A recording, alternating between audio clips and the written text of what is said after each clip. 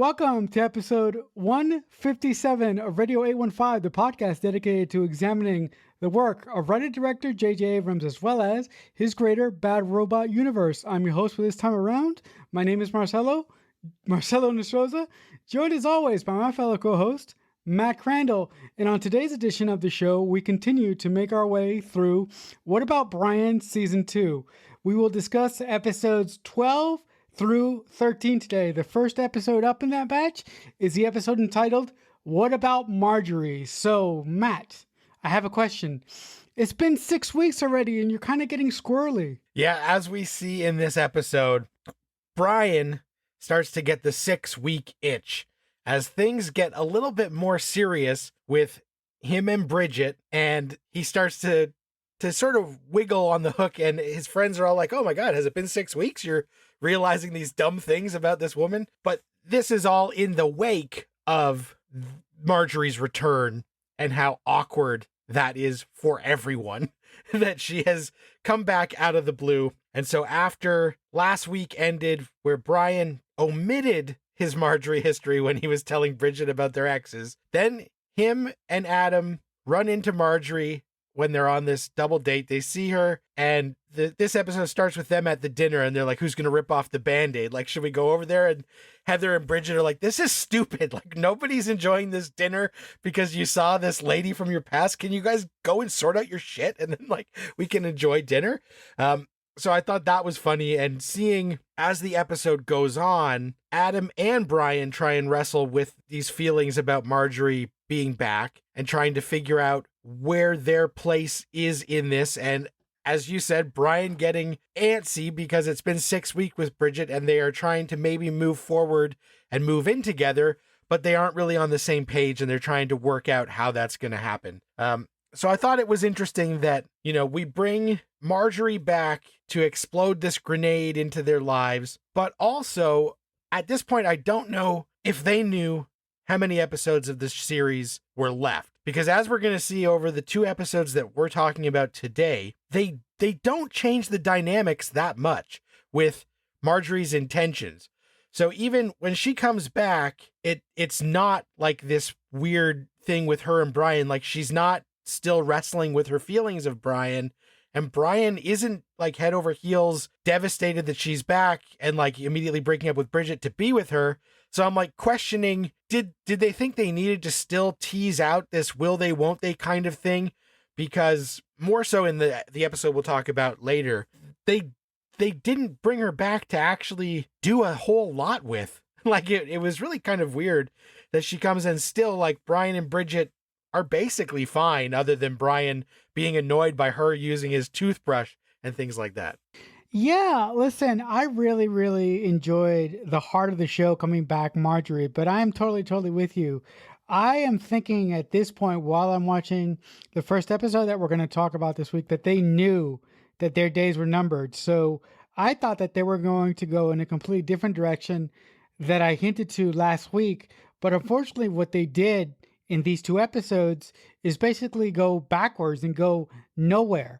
The thing that I liked about the opening scene is when Bryan and Adam saw Marjorie for the first time, I really, really identified with the way that they sort of squirreled around the question, the way that their uncomfortability with their significant others. Because when I was getting over the biggest heartbreak of my life to that point, I would often be in the same room with this individual.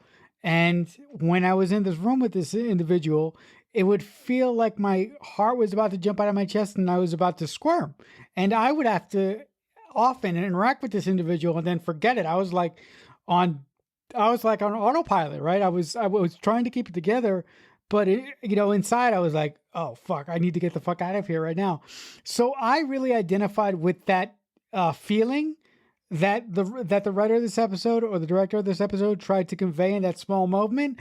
I do appreciate that Bryan seems to be the most stable one and is trying to get over a hump of the 6-week hump that, he's trying to move on in his life and he's trying to make Bridget understand that she is his choice. But I understand that Bryan not telling Bridget about Marjorie gives her a moment of pause and says, okay, if this guy didn't tell me about this girl, then he must not really love me. So I do understand where Bridget's hesitation is coming from in this episode. That, and I think that she's a little bit insecure because of previous relationships that she may have had. So I do like that dynamic, but I do agree with you again that at this point, what they did was go forward, but they took 2 steps back in a way. So they went around in a circle and they did nothing. Yeah, within this episode, it's funny because we see how far Adam and Bryan have come since the Marjorie thing, because I like when Marjorie finds out that Adam is now married and she's like, whoa, what happened here? But even Adam and Heather are having some difficulties because of this whole Schmitty nonsense with the lawsuit that this guy is bringing, and finding out that she took all this money and made all these promises to this guy that she used to strip for, and Adam's dealing with the fallout of that. But Adam likes to go running. And so there's a part where he usually runs with Heather, but they're kind of mad at each other because of the Schmitty thing. He goes running with Bryan. And to see how far Bryan and Adam have come, Adam's like, yeah, that was a good run. And Bryan's out of breath. And he's like, oh man, haven't done that much running since I ran to break up your wedding. And like, they're cracking jokes about it. And Adam's like, okay, man, too soon. But like, they're having a good lighthearted time, which shows that they have moved on from this whole thing.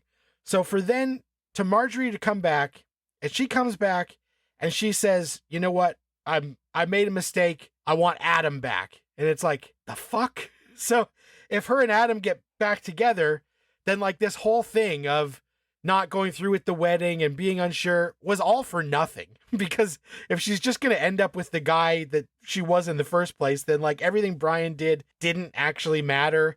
And it was just wheel spinning. And so I'm like, well, that seems to me like they either thought they were going to get more time and they wanted to leave that dynamic on the table, or they knew that they weren't going to have any time and they were like, fuck it, let's just put Adam and Marjorie, make that kind of the will they won't they of the show for now, and worry about it later. So it was a weird choice, but I do think that this episode had a light touch, that a lot of it was pretty funny as we were going through, because there is a lot of serious stuff with still the storyline with Carrie, the Dave and Dina's kid, who they're debating whether they should do a cochlear implant surgery because she has lost most of her hearing.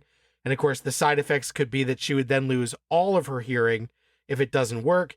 And they are going back and forth trying to decide. They get mad. Well, Dave gets mad at Marjorie for butting in, and they have a moment where like he screams at her and then he has to go and chase back and like apologize for being such a dick. What are you thinking as they're trying to make this big decision, but Marjorie keeps kind of poking her head into all these situations that it's like, maybe step back. Marjorie being involved with Dave and Dina's decision on whether to get the cochlear implant for their child, I think that's the only logical way that the writers could have brought her in. You indicated in the last episode that we did, if memory serves correctly, that other than seeing a couple scenes of Marjorie in the pilot doing her job, we never really see her doing her job. We always see her with the gang, drinking, talking about things that, talking about shit. So I believe that the writers wanted the character of Marjorie to come back. They had to insert her into in a believable way back into the heartbeat of the show. I understand Dave's apprehension, but wouldn't it be better to have a trained physician that could help you get the best possible care that you could get for your daughter in this decision? I understand having a child. I understand that, it must be really terrifying for parents that have children with problems and disabilities like that. But I'm like, if you already have somebody in the industry who's willing to help you out, you shouldn't blame them for your shortcomings in your own marriage. You should focus on your child and stop focusing on the bickering with your wife and the fact that you guys can't get on the same fucking page. It's not about you two. It's about your child in this moment. And if you can use a friend that can help you get your child to where they need to be to get well and to feel better, do that. Forget your own shit for 2 seconds and focus on your fucking child. So that really pissed me off. But yeah, it just fucking pissed me off. Yeah, Dave and Dina continue to be, making us mad at almost every turn. But I did like when Bryan finds out, is when he goes after the dinner thing where they see Marjorie, he goes to see Dave and he's like, "You'll never guess who's back." And Dave's like, "Marjorie." And he's like, "What? You knew, you son of a bitch?" He's like, "Oh, I only found out today." And then when he tells him, like, Carrie has lost her hearing, and this is a nice moment where Bryan's like, "Well, whatever you need, like, I'm there, we'll do whatever it takes." So I thought finally we're seeing Bryan, go beyond himself, and even with something as big as Marjorie being back, he can put that shit aside because this kid, is going to need support from the whole group, and having it be her birthday and all that stuff going on. As to that drama, the other kids, of course, is Nicole struggling with her new baby, trying to find a rhythm with being a mom, a single mom, and trying to find a nanny that will work. And there's some humor she gets like a stern older nanny who does a good job, but Nicole ends up firing because she's like, "You and me just don't get along," because the nanny's like, "The baby's fine, leave the baby alone." And Nicole's like, "I just got to check on her, got to make sure she's breathing." And she gets real close and wakes up Bella. And the nanny's like, "You fucking moron. Your kid was fine. Just leave it." She's like, "You're fired." And so like she's stressed and trying to figure this out. And then in a really great scene, so they, again, showing sort of the age of this show, she decides to hire a man nanny, even though she's like, a guy nanny? This is insane. And he shows up and he's got a baby monitor, and with him, he has the second season of Lost on DVD. And he says, "Nicole, I'm going to take care of the baby and you're going to watch season 2 of Lost and you're going to relax."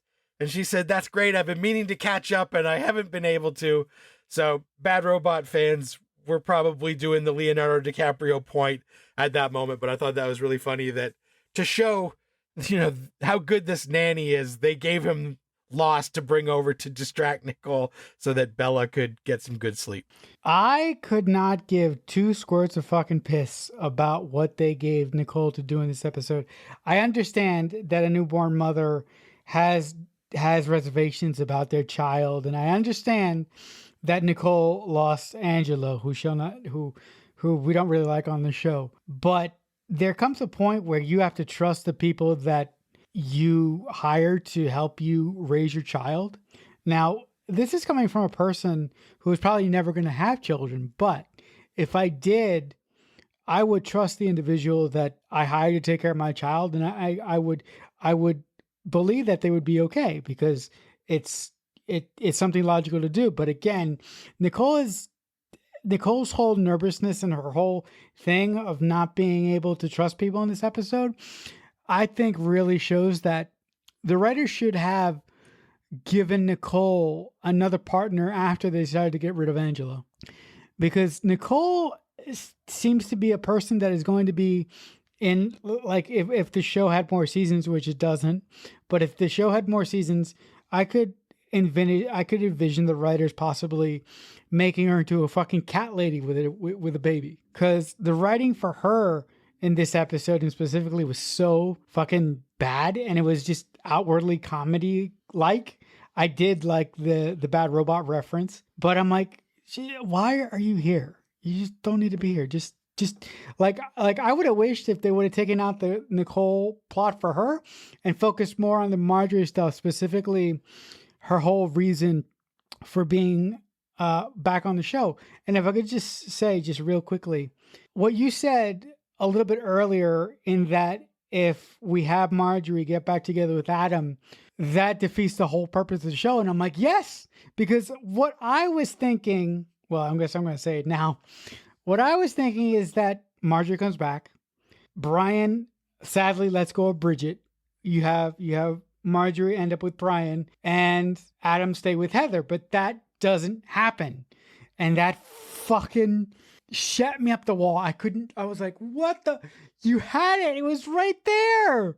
It was right there. And to move to your point, if you're going to bring the actress back who is a heartbeat of your fucking show, give her something meaty to do. Don't fucking have her circle her wheels and end up at the same fucking place. What are you doing? I totally agree, because I think that's the only reason why I think maybe they didn't realize that this was it. Because if you bring back Marjorie and she does rock the apple cart a bit, but then it ends up, Adam and Heather end up being like an OTP, and her and Bryan get together, and that's like the end of the show. Like, this is how it was meant to be, and it just, everything needed to shuffle to get to there. It would have felt earned and organic and like worth this whole drama, but that's not what they do with it. So I'm just like, I just don't get it.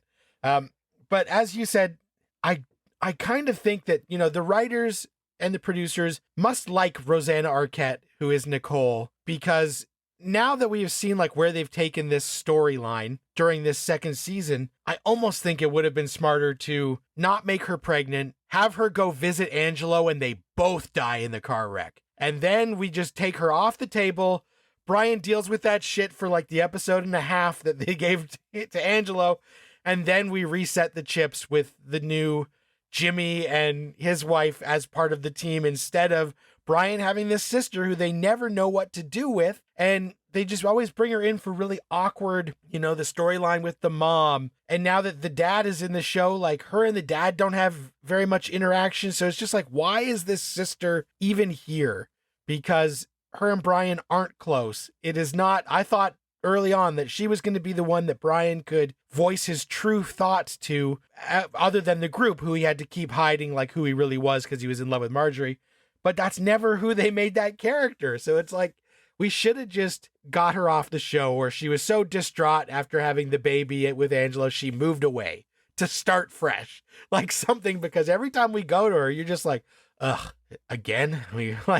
She's not doing anything that's really adding much, and we care way more about the other characters. Like, I even care more about Heather at this point than I do Nicole. And Heather has only been on the show for 6 episodes, and she's already had a lot of red flags raised in her relationship with Adam, and I'm more invested in that than I am in Bryan's sister with her new baby. I'm with you. I'm with you 100%. If the characters wanted to give Bryan a sister, they should have made their relationship really, really important. And just to echo what Matt said really, really quickly, they should have made Nicole into an individual that he could confide in besides the group. And if they did it that way, like, could you just imagine what they could have done if their relationship had been established like that early on with the death of Angelo? Like they could have really worked on some. They could have really worked on some deep character conflicts that the writers could have given them in season 1. But the fact that they didn't know what to do with that character in the first place is the most sad and the most frustrating thing about Nicole as a character. And she just doesn't have to fucking be there, and God bless Amanda Foreman and the other actor who I don't know the name of, but you guys know I don't know names. He's great, but I'm like, if you're going to bring them in, like, take them and bring them to the front and get rid of Nicole. I'm not saying kill her in the car crash with Angelo, but write her off the show because you don't use her effectively enough. Yeah, they definitely don't. And you find that out because in the next episode, she's not even in it. Like, they just sideline her. They're like, the whole gang is doing like this big nostalgia trip, and they're like, we don't even need to invite Nicole. Who cares? She doesn't exist. On that note, we move on to the second episode that we're going to talk about this week, and it's entitled, What About the Lakehouse? Matt, do you want to go up to a cabin in the woods for the weekend? Usually my hard rule is no when it comes to cabin in the woods, because I'm worried about Kandarian demons and hockey mask serial killers. But when we go up here, it's funny because they say that, Bryan's dad is going to sell the lake house. And everybody's like, no, can't sell the lake house without us going up there one last time. A place that we've never fucking heard of before and have no attachment to. And so this feels like an episode that would be like 5 seasons into a show where every year they did an episode where the gang went to a lake house. And then this was the year, like, it's the last time, it's the last hurrah. But we didn't get any of that. So everybody clears their schedule to go up for one final weekend at the lake house that we learn is a place where they've had lots of shenanigans and stuff growing up. And Bryan's dad, for financial reasons, is going to get rid of it. And I enjoy that, everybody is going away and then we're going to cause some drama aspect of it. Bryan and Bridget are still trying to move forward with even though Marjorie is back, like they're still going to be committed and trying to find a place to live and figure out their shit. And as they go, we see their dynamic, like during game night and stuff. It's the classic sitcom trope of one couple is really in sync, and then it shows how out of sync the other couple is because they suck at the games. That's like something that they do in like so many TV shows. And so, of course, Bryan and Bridget are shit. They're not on the same page. They can't get the references, and they just have work to do. They're not there yet. The other big thing being that Adam has, gone through this Schmitty shit with Heather, and Heather has found out that Marjorie's intentions are to get back with Adam, and she tells Marjorie, like, hey, back off, bitch. Like, this is my turf. You left. Tough luck. Finders keepers kind of thing.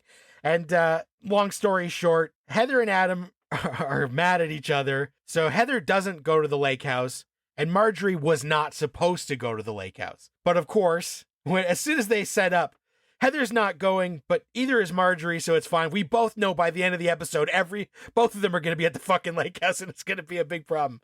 So what are you thinking when everybody is going to the lake house, except Nicole, except Marjorie, except Heather, and we're supposed to really care about like this nostalgic place that we've never heard of or seen before?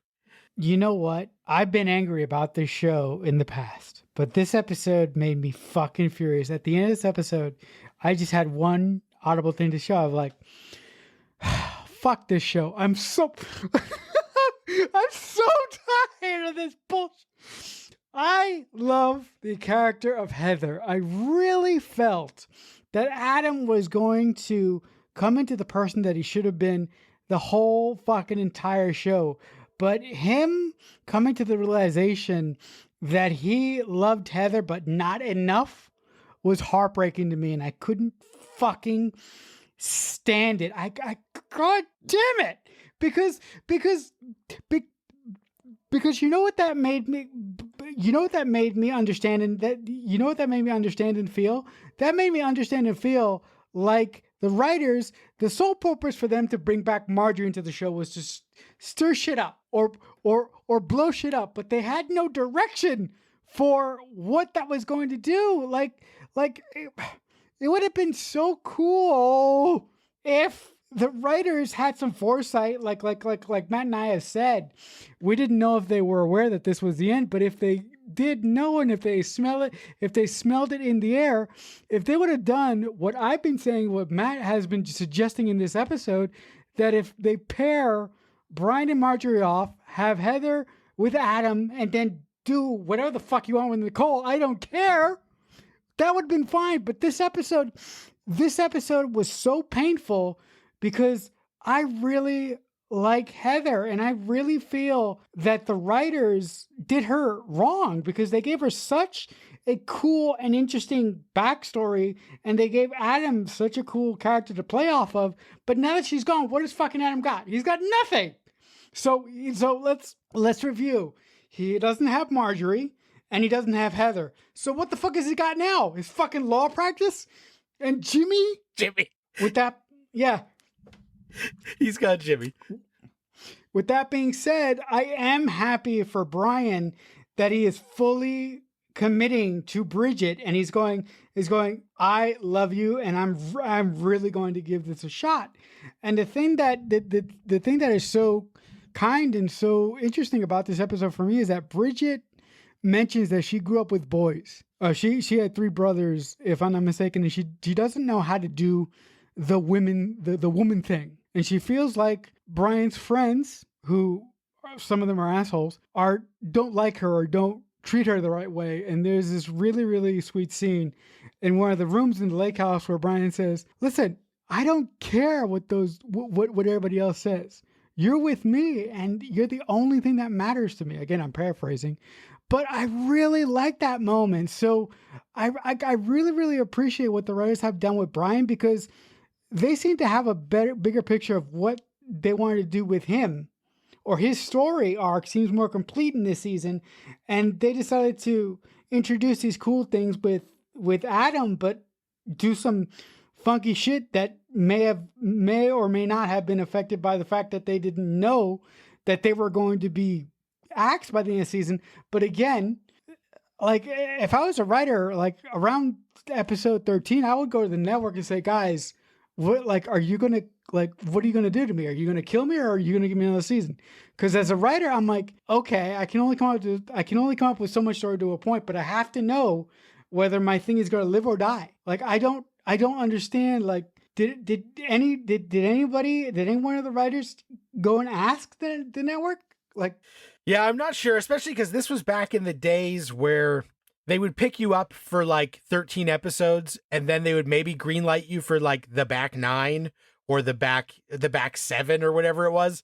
So it's tough to tell. And this episode is written by Dana Stevens, who is the creator of the show. So it feels like a very key episode that maybe they wrote it in case it had to be a finale. They would kind of be good. And then if they got picked up for those back episodes, they would figure out what to do. That being said, the episode after this only aired 2 weeks later. So like, it maybe doesn't feel that way when you're watching it, but I do think that the dialogue of this episode is good because Dana Stevens is a good writer. And I like that, as you said, Bryan and Bridget have a couple of really nice scenes together where we see Bryan's growth as a person, that he is actually trying to make this work with Bridget and he does really care about her.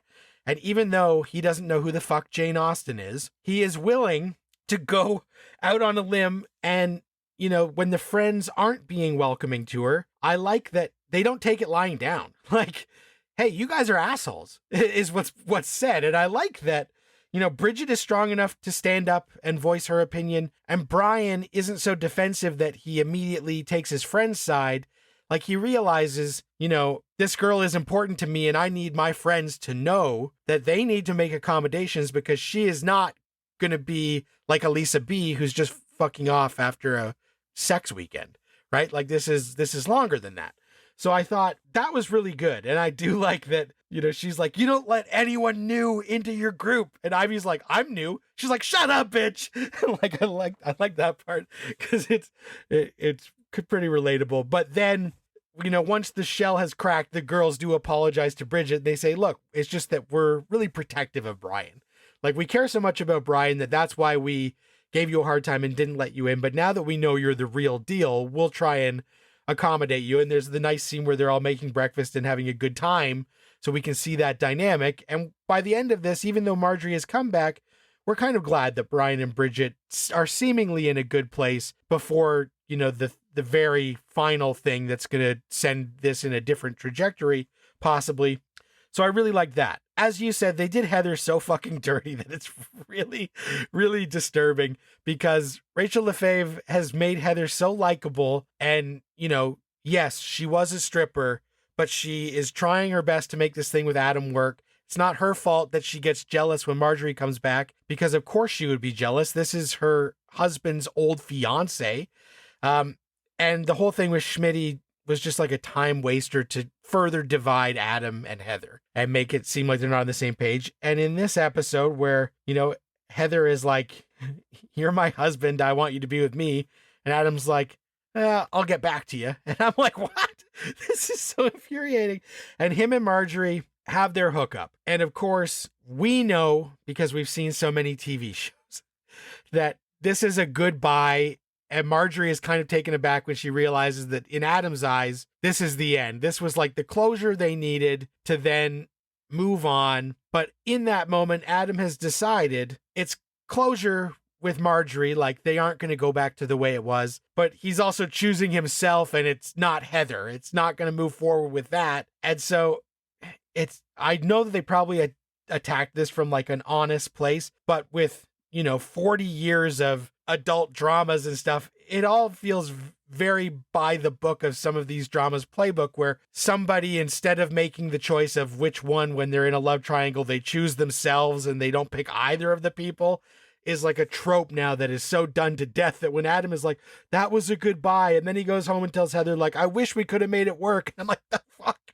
Why did we do this? It's just really, really frustrating. The other thing that I was thinking in this episode is look, I've never written for a network, but as a showrunner, you have to have contact with the higher ups at the studios. So in my mind, it's impossible that the creator of the show was waiting on something, whether it was the whether or not she had the wherewithal or was brave enough to ask the network. That's a whole nother story entirely. But as a writer, you have to smell the writing on the wall. Like there's no possible way that these writers didn't smell it.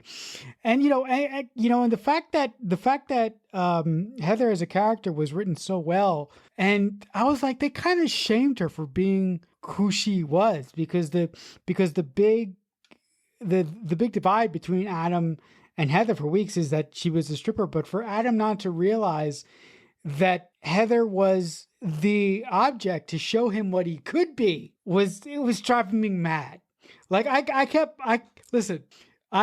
wanting to take some of the writers from Felicity, take JJ and Matt, and say, okay, I want you to do the same story, but I want you guys to write it. And all due respect to the creator of What About Bryan. Look, I really, really loved your show early on, but the way that you have written these relationships and these people has really frustrated me, because I do believe if there were some other writers in the room, or if we got some people for Felicity, or if we got JJ and Matt on here for whatever reason, I think that they would have kept the character of Heather, and they wouldn't have written the end of their relationship in the way that they did, because it's just so fucking agonizing. Because why did they go through all that to end up at nowhere in the same place? It's just so aggravating. I don't know what to say. Yeah, it is frustrating. And, it's supposed to show that Adam, where he's like, I did love you, but he dove into this because he was reacting to his heartbreak. And now that he has been able to shelve the heartbreak and move on from it, he's realizing that he threw himself into the wrong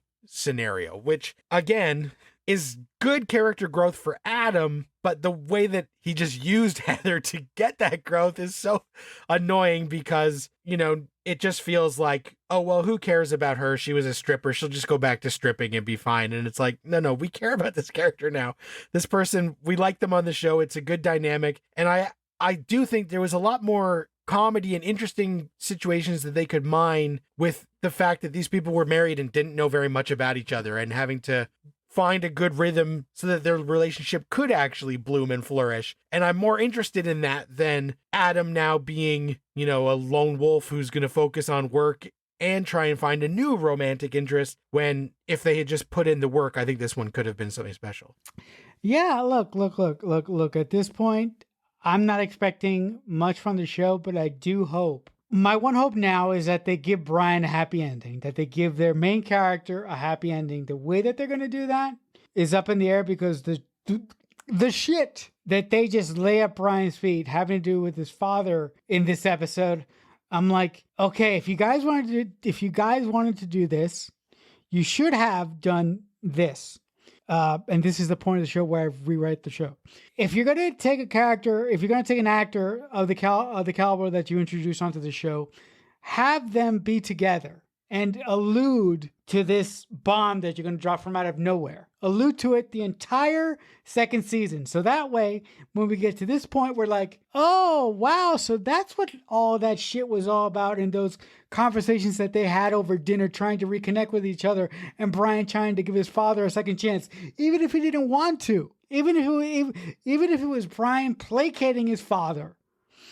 They could have dropped so many fucking hats on the ground that would have hinted to this possibly happening. But the way that they didn't do that, just fucking, it made me mad. Yeah, they definitely didn't do that. And a lot of this show is becoming quite frustrating as we're going along, which is too bad, because, there's a lot of good stuff here, but it just goes to show that even with like a family drama, a friend group drama, having some sort of roadmap or overall plan is always kind of a good strategy, and maybe stick to it. And that final scene of Bridget and Bryan going back to work and finding out that the dad has embezzled and fled the country, stolen all the money, is like, ugh, okay, so we're going to have to deal with this fallout where, Bryan and Bridget are going to be under scrutiny for this. And did Bryan know that his dad was embezzling and going to flee the country? And so it's just more shit on Brian's plate that he didn't need, with a father who has never been a good dad to him, and their relationship didn't get to a rock solid place that I even now feel heartbroken for Bryan. It's more like, Brian's probably going to feel like, oh, I shouldn't have trusted this guy. So we'll have to see what that shakes up, and if we're going to have a lot of workplace investigation stuff, because I'm not, when it happened, I was like, I don't want to spend the next 4 episodes dealing with this bullshit. Like, I couldn't care less. Yeah, no, listen, when the bomb happened, I was like, it'd be really cool if Bridget and Bryan took their clients from their father's company and said, listen, what our company has done is not us. And we're taking a few selective clients of ours, and we're making our own real estate company. We're making our own shingle. And we want you to come to us because we care about the customers, and we want you to know that we will never fold. So that would be a really interesting way to bypass the investigation shit that you don't want to see, and that I don't want to see, frankly, and that it's too fucking late in the history of the show for anyway. Because whenever the investigation pops up, you know that Bryan is going to fucking run his father to the coast for this bullshit. There's no way back for them now. It's impossible. Yeah, it is. So it is impossible. Yeah. So just jettison that bullshit.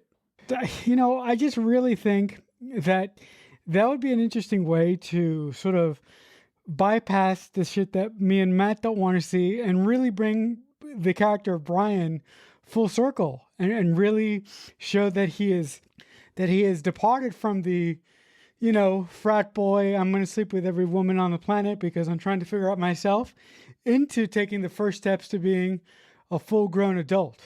At least I think that would be a really respectful thing for the series creator to do, because since she, in my mind, botched it so badly with Adam and Heather. So that would be just a really interesting thing for me to see, and I hope that we get something like that. But knowing the show, we ain't gonna get that. Yeah, I honestly can't remember how it wraps up, but we're in the home stretch now that, the first 13 are behind us. I think this season is 19 episodes total, so we're heading to the end game now with the back 6, and we'll have to see if they can land this plane in a satisfying fashion, or if it's an oceanic 815 and it's a crash landing. But I think that'll do it for this edition of Radio 815. Listen, guys, if you want to send us emails for whatever reason, you can email us with comments or questions. Our email is radio815@aol.com, or if you still believe in social media, you can tweet at us at JJUniverse815. If you want to reach me there, you can reach me at CreekFanatic88. But Matt, if the folks want to attempt to reach you, how can they do that? We can just log some movies together on letterboxd.com. My username is MDC3000. All right, guys. So thank you so much for listening. Until next time, as I say often, we'll talk back soon. Radio 815 is a Balloonhead Productions presentation in association with Killer Newt Productions.